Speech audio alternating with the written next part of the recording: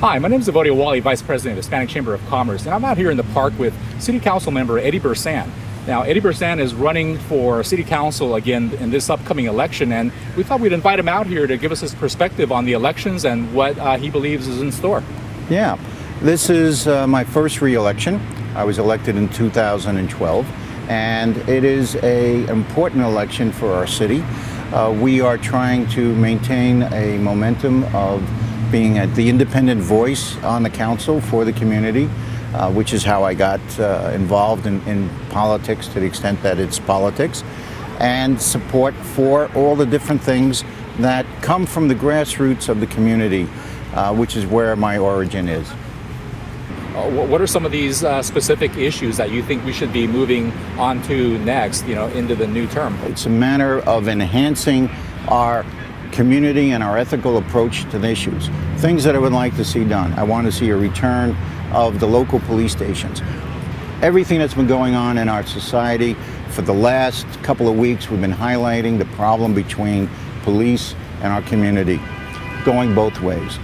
One of the things I feel about the local police stations is it breaks down the barriers. It shows the face of the police and it integrates them in the community so that over a long period of time we raise a generation that is used to walking into a police station, a police substation, and getting a lollipop, talking to the police, seeing what can be done in the community, who can help who, and so that you're not having a car or a window separate you, so that they don't see the police as a badge and a gun. They see him as their neighbor. This is important. I also believe that we need to establish directly elected mayor so that the people pick the mayor, not the backroom politics. That's important. I need for us to take a look at our history and make it part of our teaching as a community. We have to remind people of where we came from so that they can know where they're going, how far they've progressed, and also so that it's a unifying issue with the community. History is very important. Culture is very important. The things that we share are important. Economically, we need to attract more businesses. I was very happy that we just brought in 1,200 jobs from Wells Fargo. We're here in Todos Santos, where every Thursday night, thousands and thousands of people, not only from our community, but our neighborhood cities, they come and they celebrate with us music in the park, a diverse group of music. Everything from classical to jazz to rock and roll to the music I grew up with, which sometimes can be rather strange to some, but nevertheless, we all agree to it. And that's Concord. We need to have an issue to discuss how we decide and who it is that's deciding. I would like to see us have some reform in terms of the method of the way we pick people for the council, so that I would like a discussion on districts. There's pros and cons. I would like a discussion on the importance of diversity, the importance of outreach. I'd like to see an expansion of our community oversight on certain things such as the weapons station. I want it to be an independent oversight so that we can try to break the political strings that come with a lot of things in government. Sometimes government is, I often say, is the most expensive form of entertainment that our tax dollars is forced to buy. And that's also something. We can't take ourselves overwhelmingly too serious, because then we get into this ideological demonization. We have to understand that everybody who goes into government service and public service, we're basically going there to do what we think is best for the whole city and to be able to listen. Some of us don't listen to as many people as they should. That's my view, and that's where I come in. I have a lot of voices running around in my head at times during a given day, and as such, it's important that we have that and preserve that and work on it. Well, thank you, Edi. So, as a longtime resident of Concord, and particularly being from that monument area yourself, certainly you've run into this increasingly larger segment of Hispanics in the area. And you mentioned diversity here within like the park and all of our community activities and our programs. And so what do you feel is needing attention in that particular area? I mean, that's kind of in your backyard over there. So do you see any opportunity there? Anything that needs special attention? Well, I have brought the special attention to the Monument Corridor where I live. I have to balance it because we have a whole city. But for example, Detroit Avenue, I fought for Detroit Avenue for the last 6 years to get it remodeled, and now it has been done. We've repaved it, we've put in sidewalks, we've put in an experimental pilot program for bike paths. That is something which I have accomplished through being on the council and even just being in the community working for it. From day one on the Detroit Avenue project, I was involved, and I was very proud that we were able to do that. I am right now the first person in the history of the city, as far as we know, where we have records of residents, to be from that part of the city. In fact, nearly all people who have served on the council, with two exceptions, myself and Tim Grayson being the other, have come from the Valley area. That is that area between Cowell Road and Concord Boulevard. And that goes back 50 years. So I was really the first one with Tim Grace. Tim is from the north area, close to Holbrook, and I'm from the Monument Corridor area. My kids went to the public schools there. They went to Ignacio Valley Elementary School, Oak Grove Middle School, and YV High School. In fact, my grandson did the same thing. We have 33 to 36% Hispanic. I am the one in the Hispanic community who has listened. That's why I'm here with the Hispanic Chamber. Eric Maldonado, your previous president, is a good friend of mine, was president of my Rotary Club. I spend a lot of time listening to people, and more than listening to people, actually action. I've worked to get more soccer capability. I got plans for done, and we're building new playground structures in Meadow Homes and Ellis, as well as fixing up other parks such as Baldwin Park here in North Central, and trying to work with the bicycle people and others to provide a diversity not only of people, both ethnically, but also of their transportation means and their lifestyles. This is very important.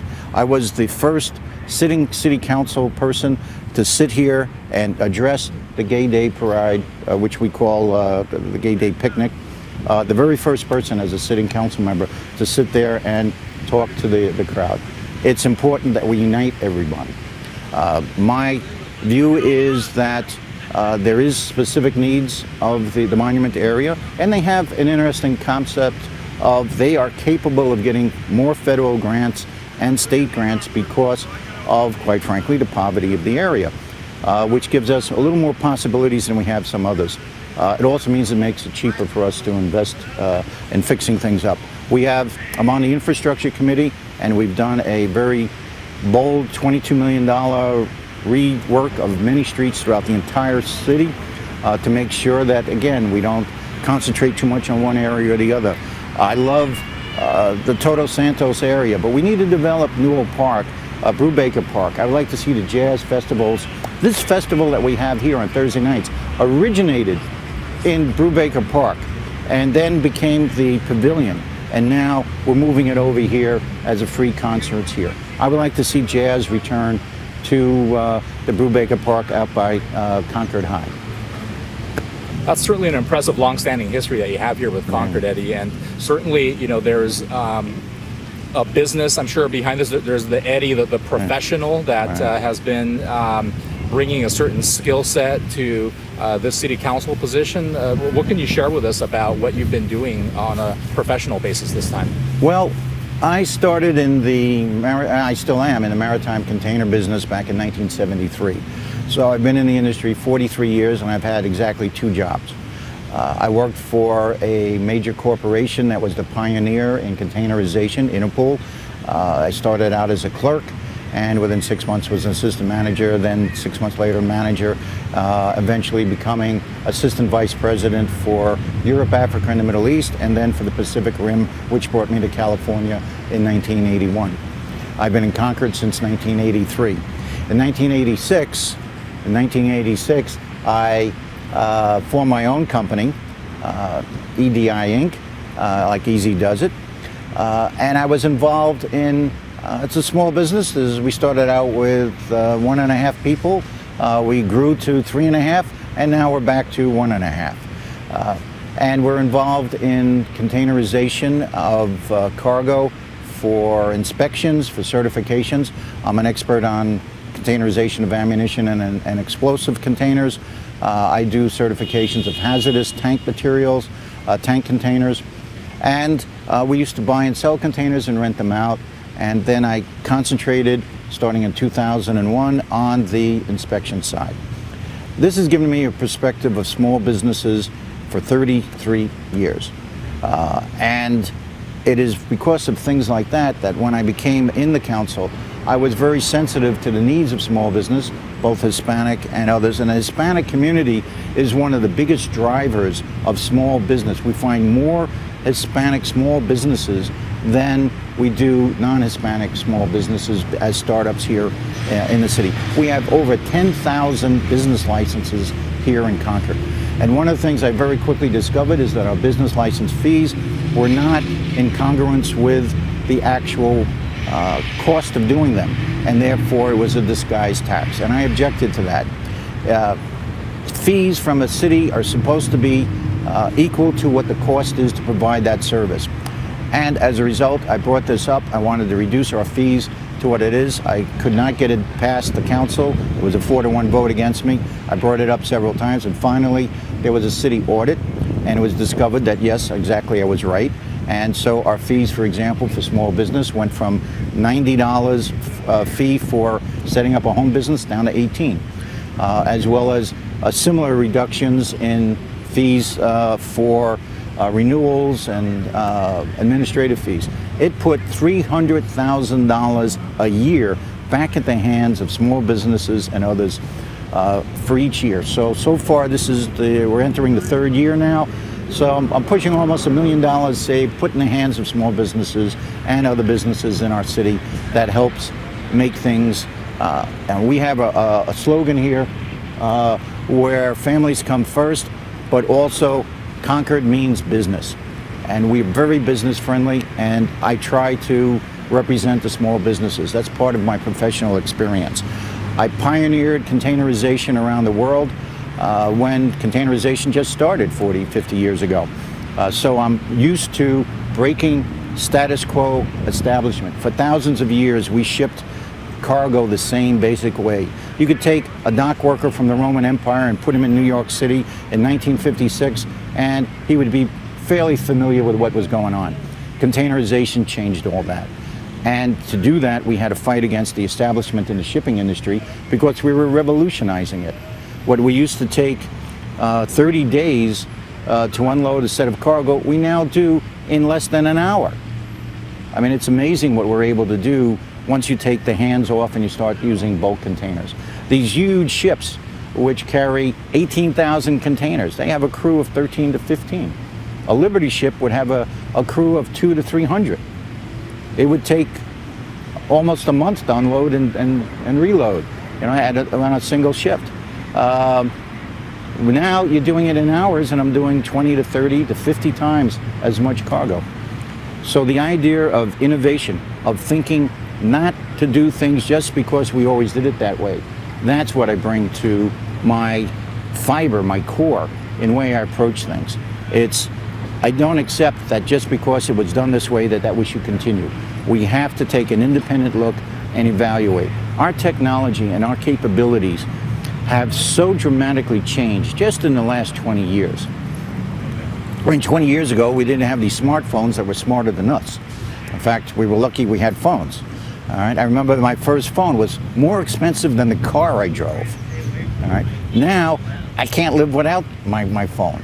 I mean, it's email. We didn't have email when we started the containerization. We had what was called a telex machine. fax machines were first introduced during the containerization. All right, now I can send messages, from a park right now to anywhere in the world instantly, as well as video. So innovation is what has trained me. I did this in my professional life, and I hope to continue for the rest of my life doing this.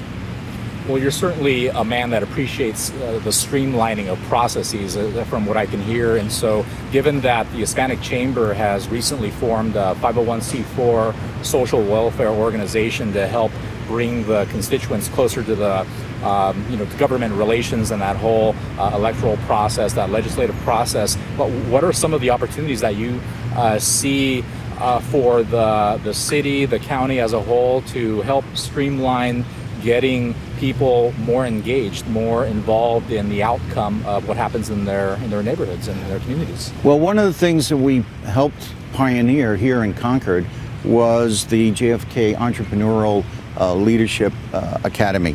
It used to be right over there. Now it's just in the process of moving.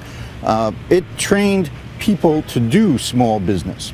We have an economic development team that is experienced. But it's not just the economic development team.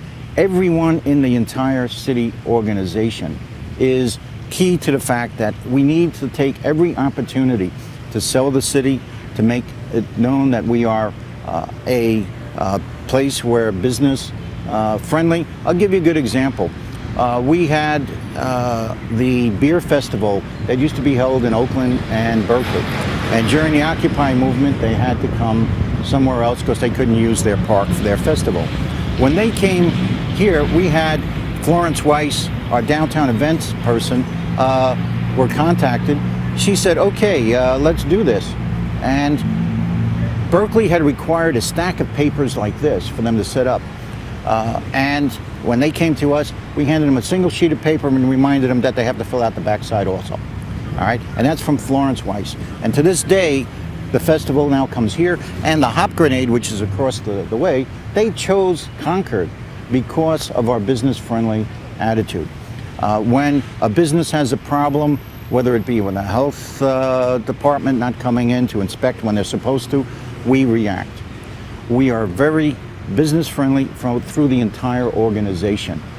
We understand, especially small business. Small business is vital for the employment of our people and also for the American spirit that anyone can make it here. And we as Concordians know that small business drives a community. If you have a baseball team or you have kids soccer and you need a sponsor, you're not going to go to Chicago, headquarters of a massive corporation, to try to get something done. But if you can walk into your local store and you speak to the store owner directly and he's your neighbor, then you get your sponsorship, and we integrate the business and community and neighborhoods, and that's important. Again, we're a city where families come first, but we also mean business. And we also work with the community and with the businesses on education. And this ties in with the development of small businesses. And when you talk about a 501c4, where you get involved in advocacy, we know that you need to educate the next generation in terms of being involved in the community, and that business provides many of the solutions to the problems of a community. That's the purpose of business. In business, you interact with someone and it's good for both sides. It is the exact opposite of what we see on a national political level. Business, I only do business with someone, it only happens if it's good for the buyer, good for the seller, and you're on the same side. If you either have good customer service or you don't have any customers at all. In our political system right now on a national level, we're not seeing that. We're seeing an adversarial relationship. Small businesses teach the importance of community involvement and community engagement, and of respect and tolerance of different views, and the fact that what you provide as a business helps the community. Otherwise, you don't have customers. And there you have it, folks. Mr. Edi Birsan here, a man who wants to streamline the status quo. Mr. Birsan, thank you very much for coming out here and sharing your perspective with the Hispanic Chamber. Anytime, anytime. Thank you.